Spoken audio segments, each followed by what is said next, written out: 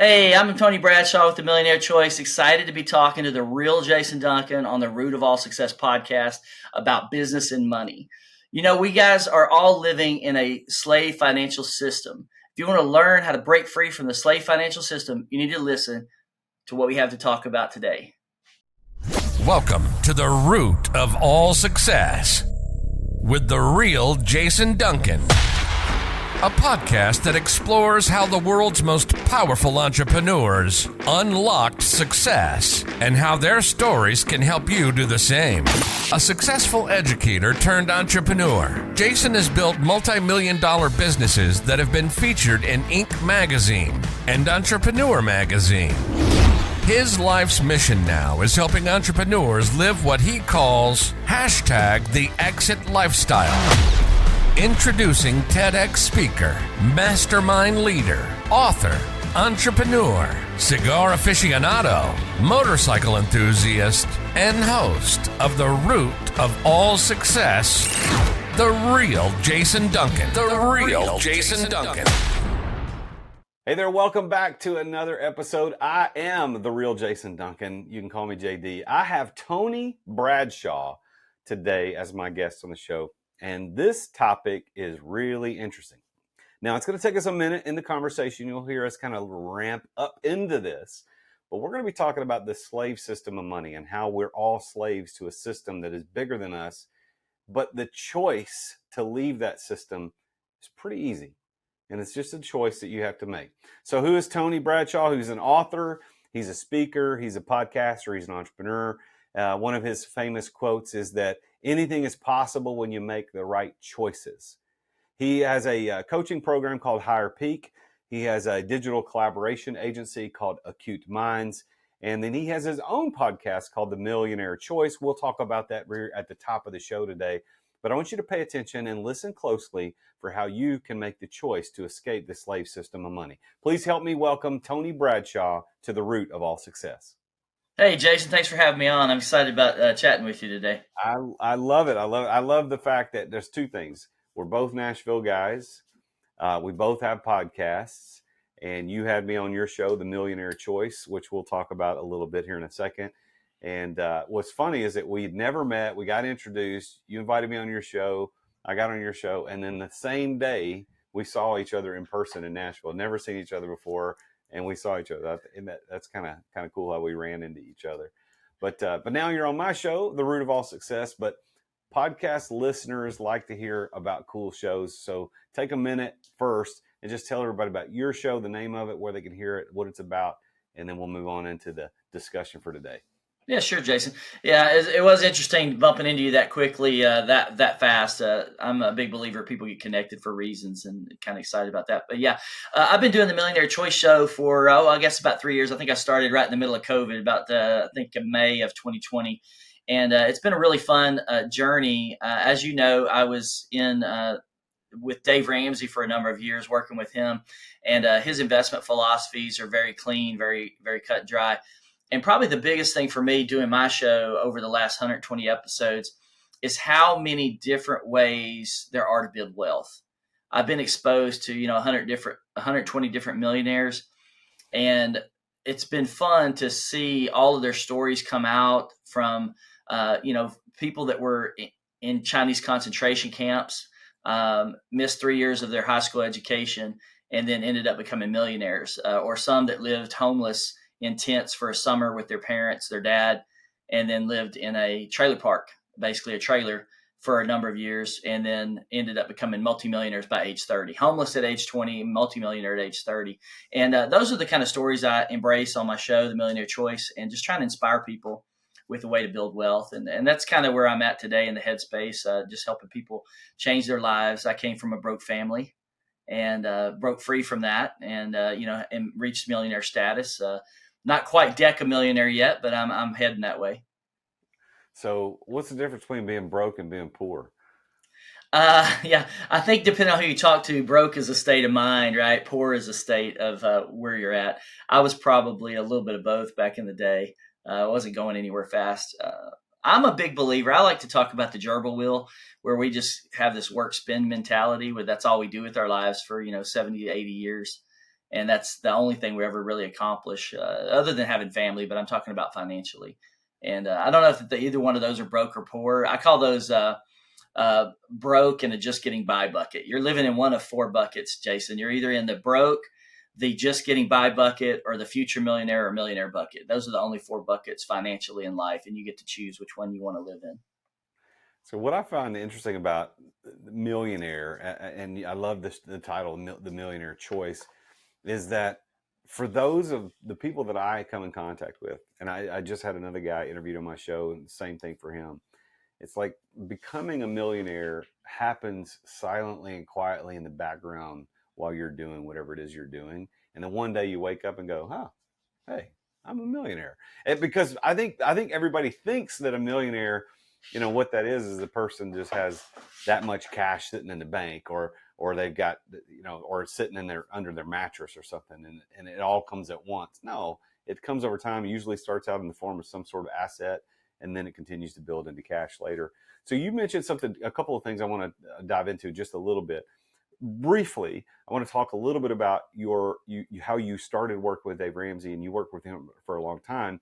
You're not with him anymore. You're on your own. You're doing your own thing. But I think so many people are like familiar with his name and concepts, and he gets a lot of pushback on some of his concepts from people in the circles I run into. So like, how did you come to work for him to begin with?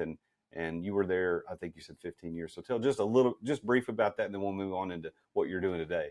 Yeah, absolutely. I was on a job search. I was doing engineering work. That's what I went to school for. And I got into computers. I fell in love with the internet, and the internet just fascinated me. This was back like 1997, 1998. And I taught myself how to program, taught myself how to do some database management, very basic stuff, but just enough to get my foot in the door at Dave Ramsey's when he was expanding his internet team. They were at a place where they're like, seeing the .com thing and deciding they needed to invest in it. So, I'm a big faith believer. I believe in Jesus and Christianity. I'm Christian.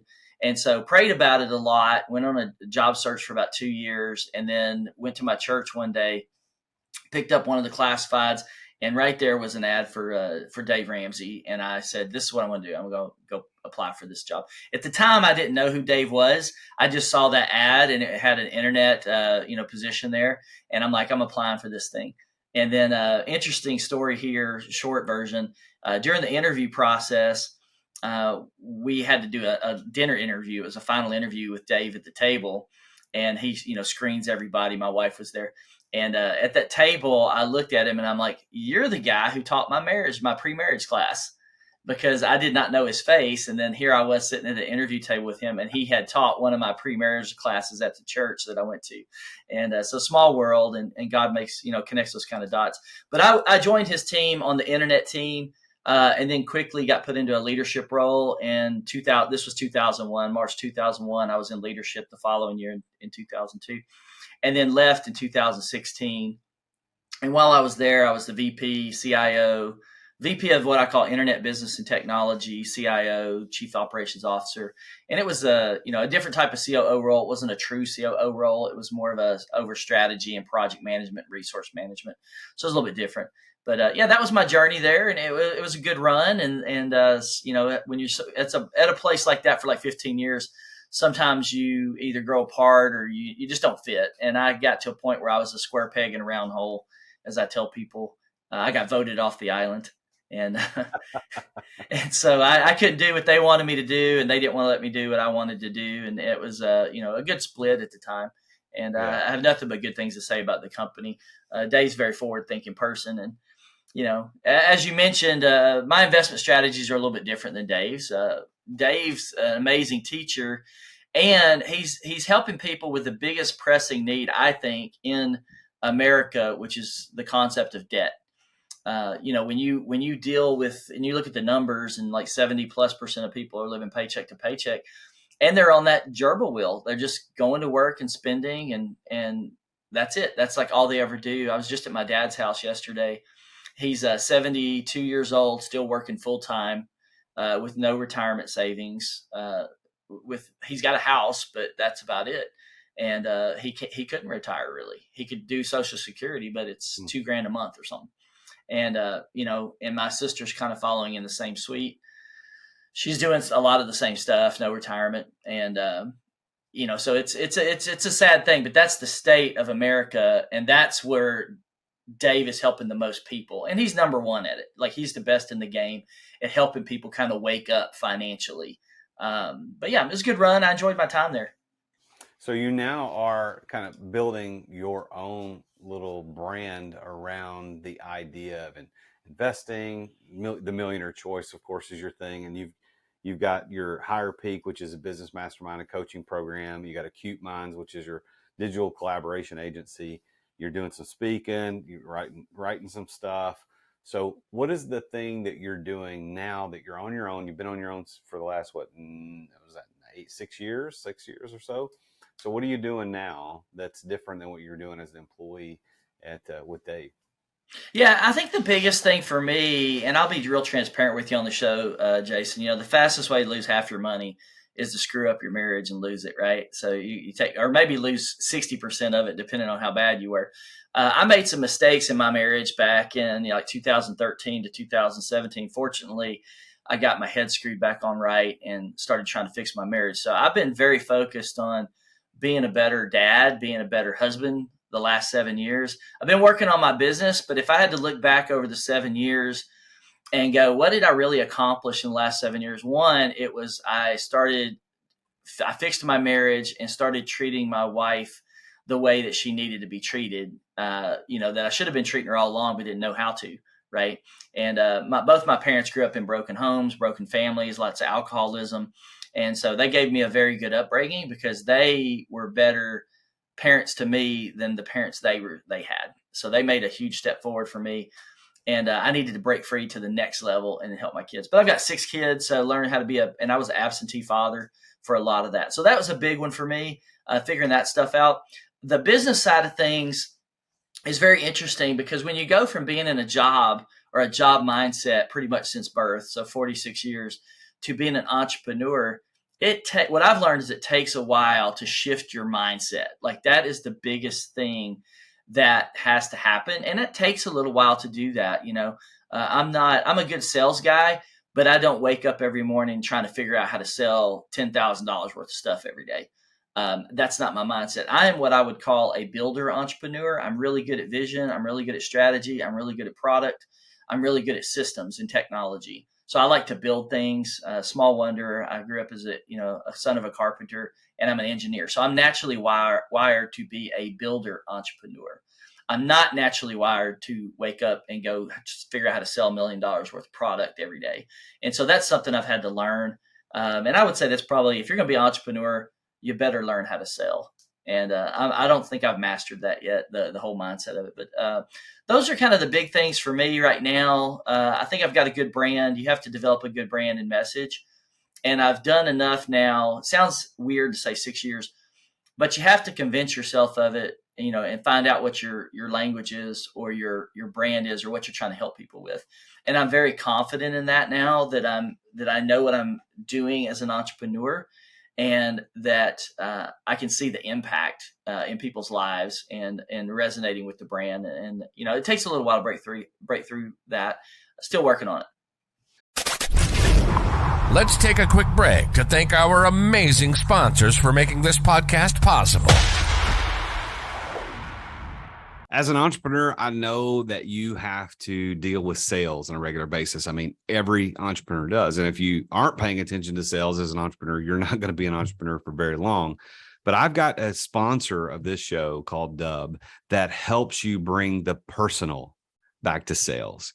If you want to figure out how to improve content creation, improve client trust, improve your sales process, decrease the sales cycle, because we all know time kills deals. If you want to increase client bookings and increase conversions, you need to take a look at Dub. There's a special offer for Dub for listeners to The Root of All Success at therealjasonduncan.com/Dub. And that's DUBB. What Dub does, I've been using this for years. I'm a huge fan, and I'm so honored that they're our primary sponsor of the podcast.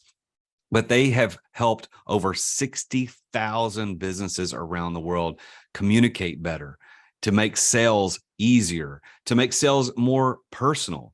And Dub is built for growing teams. I mean, you can set up video emails, you can set up custom onboarding, you can do admin reporting, anything you need around video and sales and automation. Dub is there. You can try Dub now. Your conversions to sales are waiting. All you got to do is go to therealjasonduncan.com/dub. And there you're going to get 2 weeks for free to try Dub. Plus, you're going to get 50% off your first 2 months of Dub. You can't beat that. So go check it out. Go to therealjasonduncan.com/dub. 40 years ago, you weren't in business unless you had your business in the Yellow Pages. You remember those things? And 30 years ago, you weren't in business unless you had a door-to-door salesman. 20 years ago, you weren't in business unless you had a website. And today, you're not in business unless you're doing social media content. Am I right? Social media content. Social media content in the form of like micro content, which is 30 to 60 second spots on Instagram Reels or TikTok or YouTube Shorts. That's the way business is done. As a matter of fact, that may be how you found out about this podcast or me as a business coach. This medium that we're using today to communicate what we do is vitally important. And just recording yourself isn't enough. You've got to do it right.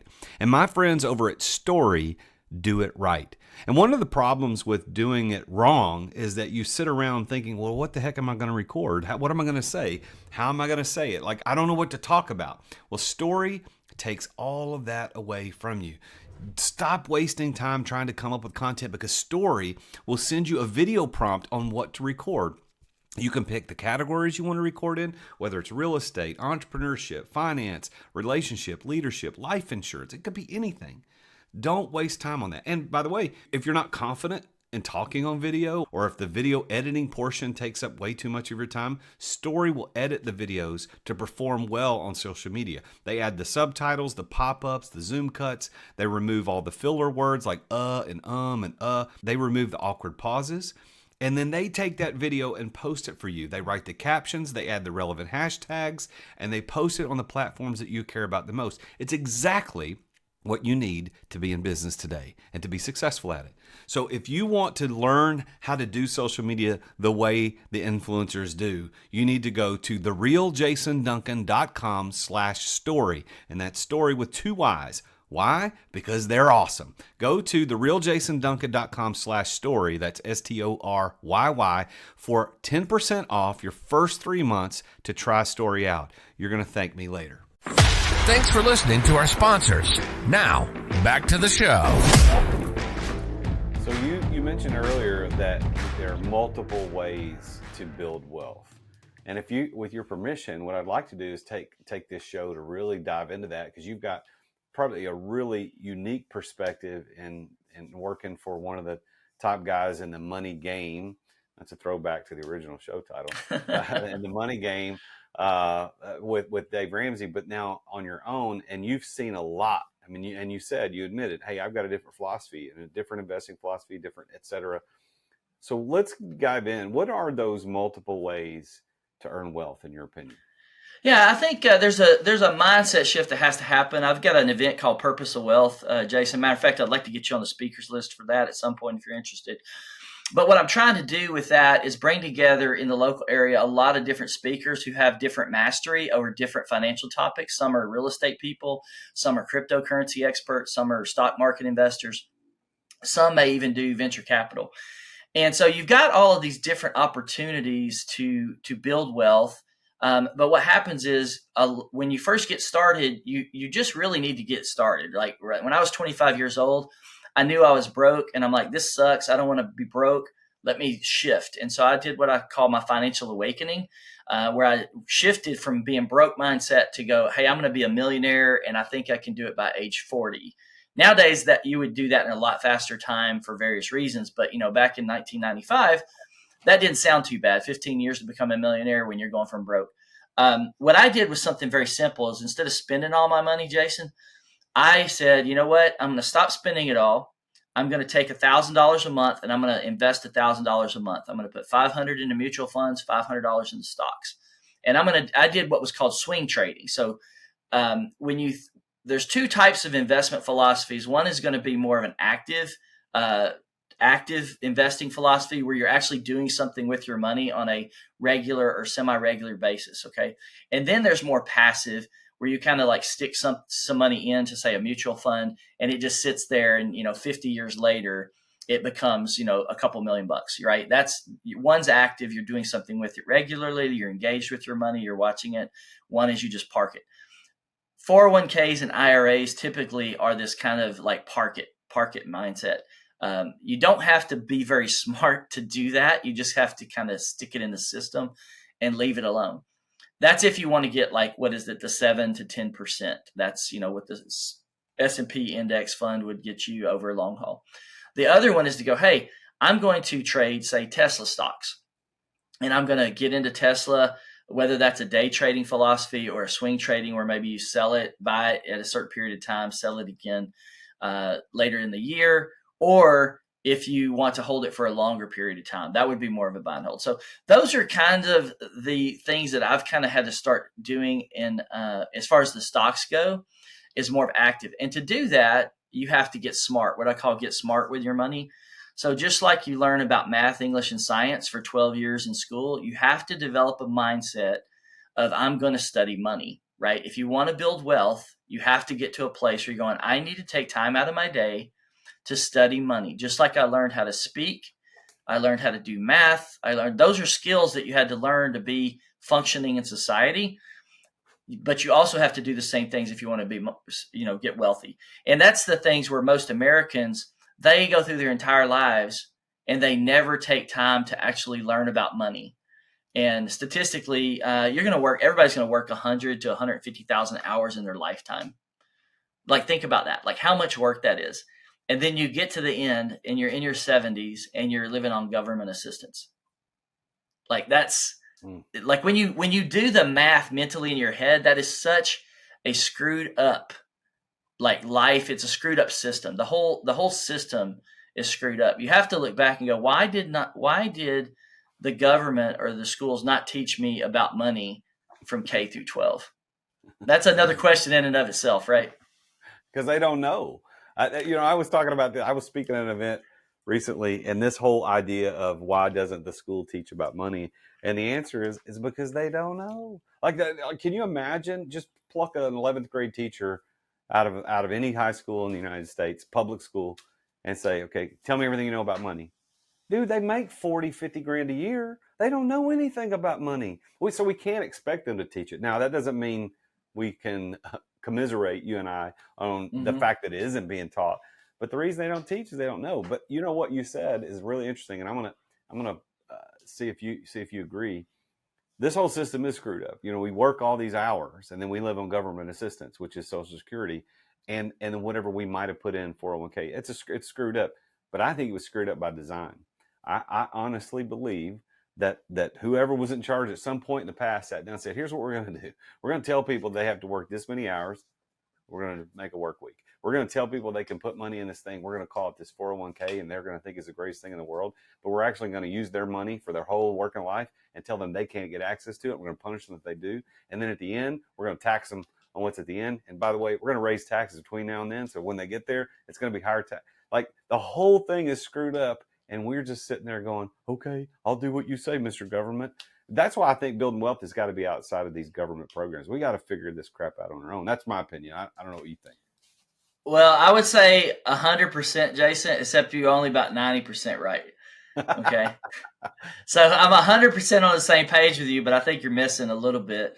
I'm a little bit deeper in the hole than that. And I'm going to tell you it's 100%. It is 100% designed that way. Yeah. And it's evil. And it's pure enslavement. Like, it is an enslavement model from the beginning. Amen. And that's what it's designed to do. Like, it is designed to make slaves. Like, here's the deal. Yes, the teachers don't know about money. The pastors don't know about money. The principals of the schools don't know about money. But you have to go deeper and go, why do they not know about money? Because you can't have a slave system if everybody understands the principles of building wealth. And you have to go higher up the chain. You have to go higher up the chain to understand who actually created the system at the very, very, very top. And when I talk about that, I'm talking about the central bankers, the global bankers. They own the whole banking system. They designed the federal system. Like, even when you get to taxes, this blows your mind. And we need to go back and study our history.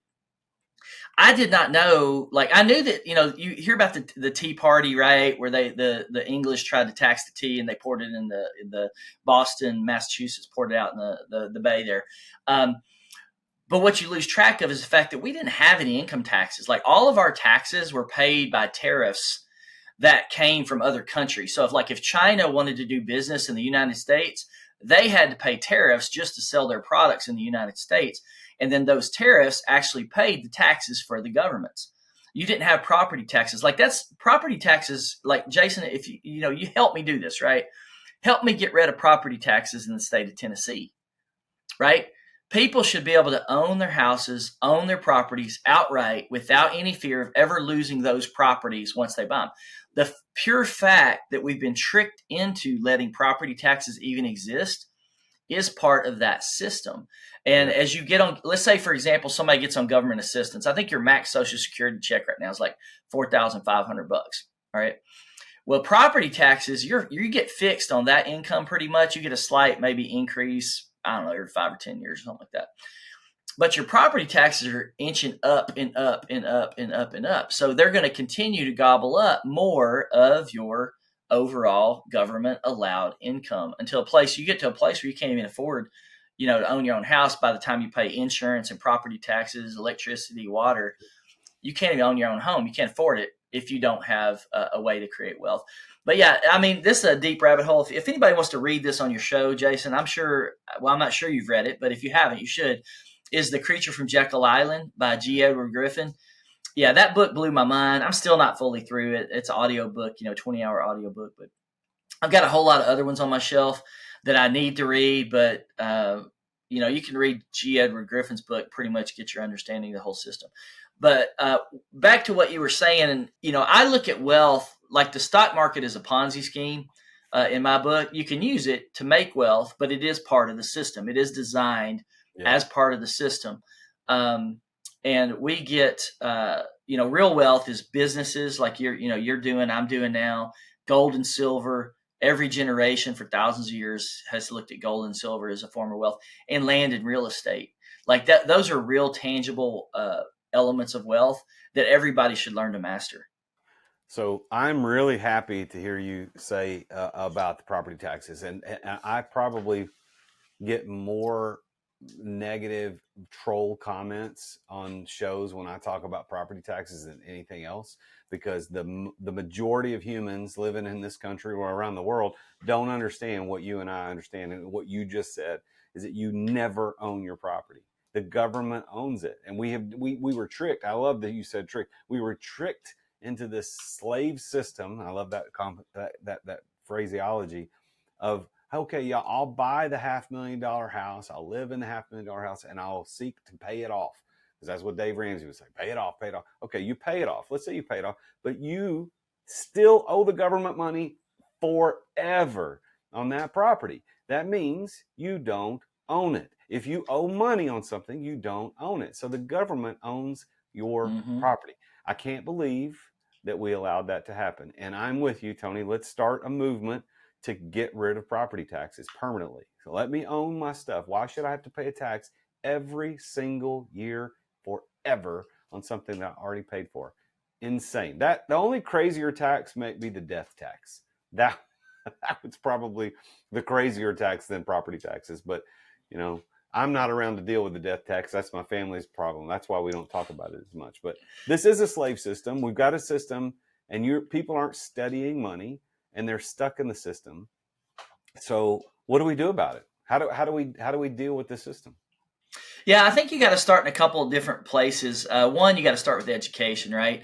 Everybody's got to learn how to manage their money, and that alone will wake people up. That's like step number one. We have to be more intentional about our financial education. We have to help people understand how to build wealth. The second one, I think, is you've got to enable everybody to build wealth. So like under my mindset, this is me thinking about how to change a system. I don't wake up every day and figure out how to build a business, Jason. I do think that way. But for me, the business is really just the money and the tools that I need to shake up the system. Like my calling and passion is to shake up the system. And so in my world, when I look at people on the street, everywhere I walk, I see millionaires and future millionaires. I don't want the word poverty. I don't want the word broke. I don't want the word struggling in place. And the reason, and that may sound crazy to some of your listeners, Jason, but the reality is it could all be that way, because right now, all the money is rolling up to a very small group of people. And it's because the system is set up that way. If you can change the system, and it doesn't take much, right? I'm going to give you a formula in just a second, right? So if you take the system and you invert it, where the money, people still have to work, but they are working with a future and a vision. Most people I find when I coach, they don't have the ability to create their own vision. They're trapped in the day-to-day. And they, on the average guy, can't think of a different world or envision a different lifestyle than the one they're currently living in. They can't create the vision. And because they can't create that vision, they can't create a plan to get there. So they can't shift their day to day. And that's part of the trap, right? You get up, you go to work, you pay your bills, you got a little bit left over if you're lucky. What do you do with that? Well, a lot of people might go to the movies, right? Oh, we can afford to go to the movies tonight. Let's go to the movies, right? That's what my parents would do. We would say, let's go celebrate. Let's eat crystals for tonight, and let's go to a movie. And then my dad lost $100 for the movie tickets in the evening one night. My mom chewed him out, right? She's like, where'd you lose the $100? And then we had to go home because we didn't have the money, because somewhere between the ATM and the movie theater, he lost $100. And we looked on I remember that. It was Rivergate. You know where Rivergate's at? Oh, yeah, that was my stomping grounds as a kid, man. Yeah. Cruised the mall all the time in Rivergate. Yeah, Cinema North. That's where we were at, Cinema North. It was a movie theater sitting in the parking lot. I remember it clear as day. And my mom's yelling at my dad because he lost $100 somewhere between the ATM in East Nashville and the movie theater in Rivergate. Oh. That was the struggle, right? And, bills getting paid, not getting paid on time, lights getting cut off, everything, the whole thing that families struggle with. But here's the deal. If we develop a heart and mindset for each other, and here's a formula. Here's a formula I want to implement. I would love to see us create a trust, not owned by the government, not run by the bankers, not tied to the government, but tied to individuals. And the day a child is born, we issue that child a birthright, and we enter them into an investment trust the day they're born. Okay. If you could put $3,000 in there. I would prefer to put $10,000 in there. But if you put $3,000, that child is predetermined to be a millionaire in their 60s. Okay. Multimillionaire. Right. And that's on basic investment advice. That's like the worst type of investment advice you could get. Right. So the next one, if you do 10, they're going to be like guaranteed to be between 6 and 10 million bucks. Okay. So you're giving them a birthright. Why is that significant? Because all of these kids that grow up in poverty, all of a sudden, the day they're born, they have something of abundance spoken over them from the beginning, from the very beginning. And what happens is then you start interacting with that family, and you start interacting with that child through updates, through information, and you give them just like, if you're in a stock and you own a stock, you're getting stock reports every year, right? It says, hey, here's your value. I see the same model and system in place for these kids where they're going, oh, by the time I'm 18, or let's say 21, because doubling every 7 years, by the time I'm 21, I'm worth $80,000. Like my net worth, and like, that's a foreign concept. When you look at the Hispanic and the Black community, the average net worth is usually like $7,000-$8,000. Like when you look at the numbers. So here you are at 21, and you got kids that are worth more than their parents are, and they're only 21 years old. And that opens up a whole, world of other things that you need to do. So here's the last question before I leave that topic. How much money do you think it would take to do that for every child born in Nashville, Jason? For 1 year. Put $3,000 into the trust? 10,000. I don't know how many kids are born in Nashville, but it would be simple math. I mean, it's probably several thousand kids are born in Nashville every year. So I don't know.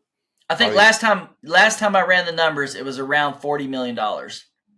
Okay. So 40 million, which sounds like a lot of money to some listeners, some people, but the reality is that's nothing, man. There's so much money in Nashville. Like you literally in one less than a generation, you could set up every child in Nashville to become millionaires, multimillionaires.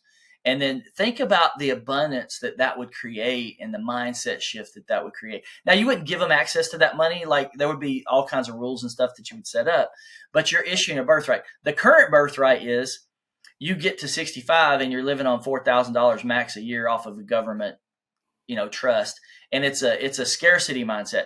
My thing is like, if you had grandma and she's a multimillionaire, you start to see the economic system shift, because grandma is not going to let little Johnny go to college and take out $80,000 or $100,000 in student loan debt.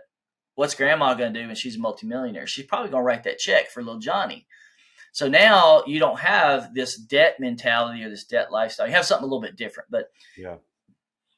Well, here's so the idea conceptually, I'm with you.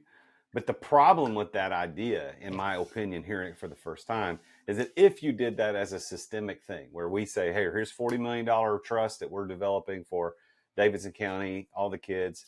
Yes, those kids are now set up. But here's what happens. That devalues money for all of those kids, because now they didn't have to work for it. They don't understand the concept. They don't understand. If you put this as a concept individually, you work with your client, I work with my client, and say, listen, here's what you need to do for your kids. Now, because not everybody's doing it, there's value perception. Because everybody gets it, there's no value. There's no perceived value. If only a few get it, there's perceived value. So conceptually, I get it. I want my kids to experience it. I want your kids to experience it. But if we did it as another system, surely to goodness, we're going to get a screwed up another system that's we're going to be slaves to, and the perception is lost of the value. Everybody's got it, doesn't matter. So how do we bridge that gap? How do we take concepts like that and make it work? Yeah, I think that's obviously there's concepts that you got to prove out the concepts, like how would they work. There'll be roadblocks and obstacles to do that. The way I look at it is you got to start with where your influence is. Like for me, it's my family and my workforce. So I've got people on my team, you build a company. So where I go is like, I want to make sure that everybody on my team has the mindset of becoming a millionaire, right? So like a lot of companies have employees and they don't care what you do with your money. They don't care about like you're there for a year, 2 years, 5 years. There's no ownership of the staff. There's no responsibility. You create the 401k, you feel like you're doing your stuff as a business owner. My mindset is like, no, you have a responsibility. If you have the keys of wealth as a leader, then you have a responsibility to lead your team into a wealth and abundance lifestyle. That's where I would start. And then you got to figure out the problems, right? So if you're going to have to overcome those hurdles, like you're saying, Jason, where if everybody's got it, then it's not special, right? But I think there are ways to deal with that psychology. So you got to get into the education system. You got to solve those problems. Like, yeah, what does it look like if everybody's growing up with financial education and financial understanding, and they're all building wealth, and they all learn how to make money in the stock market at age 13, right? That's a very different world than nobody knows how to do it. And so it creates a new set of challenges that I think we have to step into as a society and figure those things out together.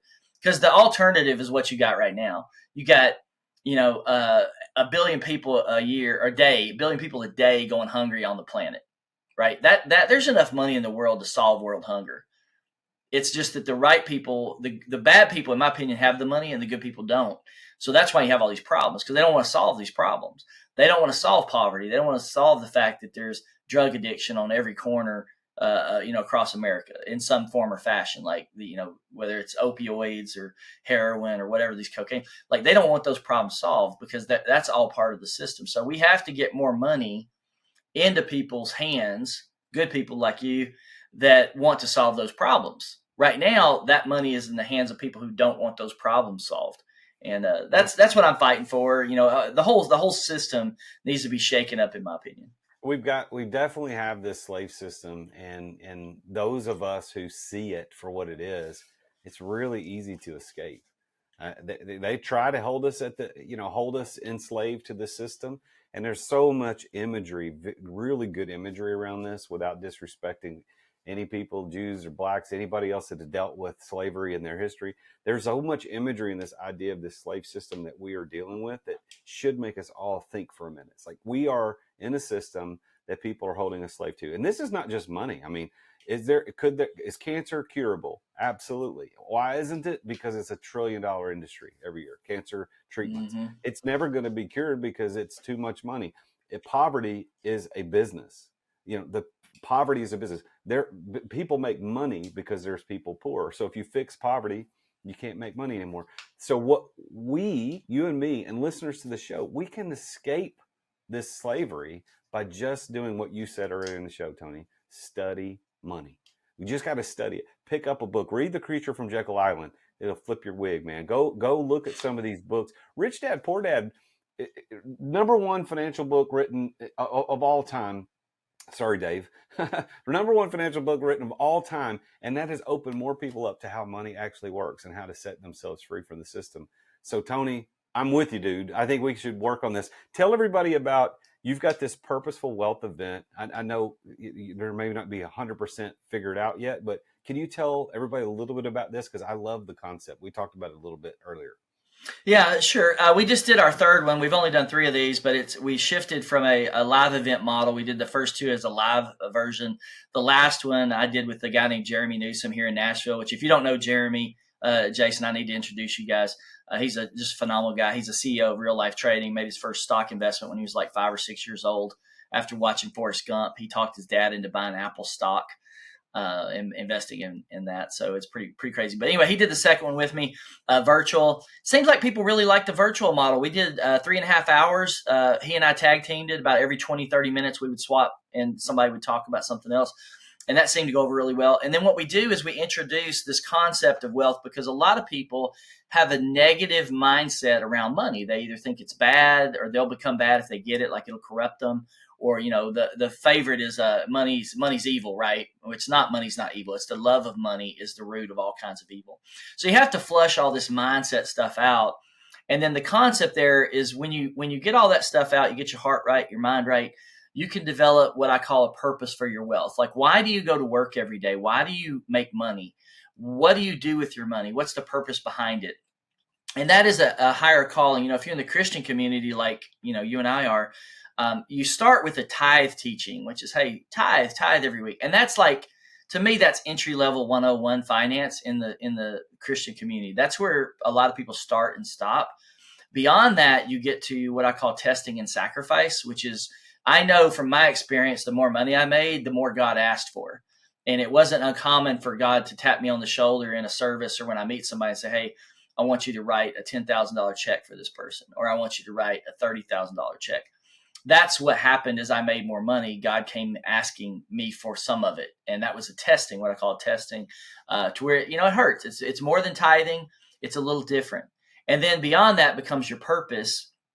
And that's where you go, okay, I have a purpose or a reason to make more money, right? So then that drives kind of your reasoning behind working, your reasoning behind the dominion, what I call dominion over money or dominion over wealth. And that's where you go, hey, you mentioned it before. I think human trafficking is like a $250 billion industry. Drug trade's like $250 billion. There's all this stuff. It's going to take as much money to stop that stuff as it is to keep it going. Like if you think you're going to stop human trafficking with 100 million or even $1 billion a year, you're wrong, because it's the industry is too big. So it's going to take people with a purpose behind their money to go solve these problems. And that's what we're trying to do, is educate people on the concepts of wealth, how they can build it, how they can make it, and then attach a purpose to it. And that's new for me. Well, I love it. I think this is really good. I want people to go check this out. Go to TonyBradshaw.com, TonyBradshaw.com. He's going to be posting information there about the event when the next one comes up. But you want to get involved in this, the Purposeful Wealth event. Tony, I got one final question for you. But before I ask that question, tell everybody a little bit about how they can find you besides the website, because I just gave the website. But what other ways can people get in touch with you? Yeah, absolutely. Obviously, the website, TonyBradshaw.com. You can do Tony Bradshaw Fan for my Facebook stuff. I post up there quite often. Instagram, Twitter. If you want the raw me, probably get some Twitter action. I'm talking about a lot of different stuff on Twitter that I don't talk about on Instagram, Facebook, some of the other channels. Just a little bit more awake about what's going on in the world today. Because the world's a crazy place right now, isn't it, Jason? 100%. Yeah, so I'm a big believer in just being awake and aware of what's going on, because it's going to affect your life, your family, and we need to be aware. We need to be awake. Wise, as the Bible says, we need to be wise as serpents and harmless as doves. Unfortunately, most Christians today are just harmless as doves. They're not very wise, and we need to fix that. So let's ask you this question. This is the root of all success. So how does Tony Bradshaw define the word success personally? I don't know that anybody's asked me that before, Jason. I think it comes down to impacting people's lives, whether that's your family, your wife. Years ago, I wanted to become what I call contagious. That sounds, bad considering COVID, but I wanted to put a smile on everybody's face that I could. And that's a driving factor for me, whether I know them well or don't know them well. I want to leave, even if it's the convenience store worker where I buy my gas, I want to try to leave them better off after I've met them than before I met them. And that's a goal I have. And with that as a definition, impacting people's lives, do you consider yourself to be a successful person? I'm on my journey. Well, Tony, it's been a pleasure talking to you, man. I know that we're going to do some more stuff together. We're both Nashville guys, born and raised right here. So we got a lot of things in common, and we're on the same mission. We got to get people to escape, make the right choice, because as somebody famous said, anything is possible when you make the right choices, and that somebody was Tony Bradshaw. So we got to make people make the right choices to escape the slave system of money, and we can impact the world when we do that. So Tony, thanks for being here, sharing your wisdom, and we'll talk again soon. Well, there you have it. That was a very interesting conversation that is a little different than some of the things that I normally talk about on the show, but we're diving deep into this idea of this slave system of money. You need to choose to get out. You don't have to be a slave to the 401k. You don't have to be a slave to these ways that the government tells me that you have to use, spend, and eventually leave your money to other people. And the government's even going to take a slice of that with the death tax. There is a way you can choose to escape from the system. And money is one of the ways that we can make big impact in the world. One of the things that Tony said is that his definition of success is impacting people's lives. And the way that we can do that is by creating wealth, on our own through business, through investments, through real estate, through anything that we can think of that allows us to improve our financial situation so that we can make not only a big impact in the world, but we can escape this slave system of money and we can live free as truly free people. Now, one of the things that he said in there as I think something that we should do is we got to study money. And sometimes in order to study money, it's more than just reading books and listening to podcasts. And that's certainly something you should do. Go listen to or read The Creature from Jekyll Island. Go listen to or read Rich Dad, Poor Dad. But there's also beauty in hiring coaches like Tony or like me or like others to help you through that system, to figure that out. So I'm going to make a plea to you. If you are an entrepreneur, if you're a man, I work mainly with men. If you're a male entrepreneur here in the United States, your business is doing $3 million or more in revenue, and you're looking for a coach to help take you to the next level, to escape the slave system, to get to that next level financially, but most of all, to get out of the weeds of daily operations so that you could move into making impact in your life, I want you to set up a free breakthrough session call with me. That's free, completely free. I'll give you 1 hour of my time to get you to that next level. We could talk about how we can do that together. So what you're going to do is you're going to go to my website, and you can go to therealjasonduncan.com/coaching, therealjasonduncan.com/coaching. And on there, it says apply for coaching. Well, what that does, that first call is just an application call to make sure you qualify for the breakthrough. And then if you do, we'll schedule a breakthrough session with you. So therealjasonduncan.com/coaching. Well, thank you for tuning in this week. Make sure you tune in again next time when I talk with another successful entrepreneur about his or her journey to success and any other cool topics we might dive into like we did today with this financial slave system that we're all a part of. Until we talk again next time, I am the real Jason Duncan. And as always, Jesus is king. Attention business owners. Attention business owners. Feeling burnout from running your business? Uncertain if you're nearing burnout? Take our free 10-question business burnout test at businessburnouttest.com to discover where you stand. With just 10 quick questions, you'll learn how to immediately begin making changes to regain freedom and success. cut your daily operations time in half, improve your quality of life, and prepare your business for your future exit without losing revenue or profit. Visit businessburnouttest.com now and take the test. Thank you for listening to another edition of The Root of All Success with the real Jason Duncan. If you've enjoyed this week's episode, visit therootofallsuccess.com to access the show notes and other helpful resources. Follow Jason on social media at The Real Jason Duncan. See you again next time here on The Root of All Success.